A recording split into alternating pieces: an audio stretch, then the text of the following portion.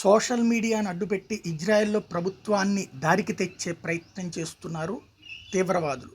Houthi తీవ్రవాదులు, Hezbollah తీవ్రవాదులు దాడులు చేస్తూ తద్వారా మీ ఇజ్రాయెల్ ఓడిపోతుందన్నటువంటి నమ్మకాన్ని ఇజ్రాయెల్ ప్రజలకు కల్పిస్తుంటే, అదే సందర్భంలో హమాస్ తీవ్రవాదులు బందీలతో రోజు వీడియోలు పోస్ట్ చేయించి ఇజ్రాయెల్ ప్రభుత్వం వల్లనే మేము ఇట్లా అయిపోతున్నామని స్టేట్మెంట్లు ఇప్పిస్తున్నారు. అది బందీల కుటుంబ సభ్యులని రెచ్చగొడుతుంది. బందీల కుటుంబ సభ్యులు ఇప్పుడు అదే సోషల్ మీడియా ద్వారా మా ప్రభుత్వం వేస్ట్ ప్రభుత్వం, మా ప్రభుత్వం మా బాధలు పట్టించుకోవట్లేదంటూ వీడియోలు పోస్ట్ చేస్తున్నారు. అది పెద్ద ఎత్తున వైరల్ చేస్తున్నారు. దాంతో ఉద్యమాలు పెరిగిపోతున్నాయి.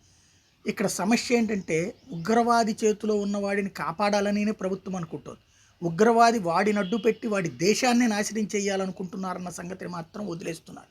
ఇవాళ వాళ్ళ కోసమని చెప్పేసి వీళ్ళ చేతిలో ఉన్నటువంటి పెద్ద ఉగ్రవాద నాయకులను వదిలిపెట్టేస్తే రేపు పొద్దున ఇజ్రాయెల్ని 100 సార్లు నాశనం చేయగలిగిన శక్తివంతులైన ఉగ్రవాదులు అక్కడ మన కుటుంబ సభ్యులను అడ్డు పెట్టుకుని నాటకం ఆడుతున్నారన్నటువంటి విషయం తెలిసినా సరే, రక్త సంబంధం అన్నటువంటి కాన్సెప్ట్తో అసలైనటువంటి అంశాన్ని పక్కన పెట్టేస్తున్నారు.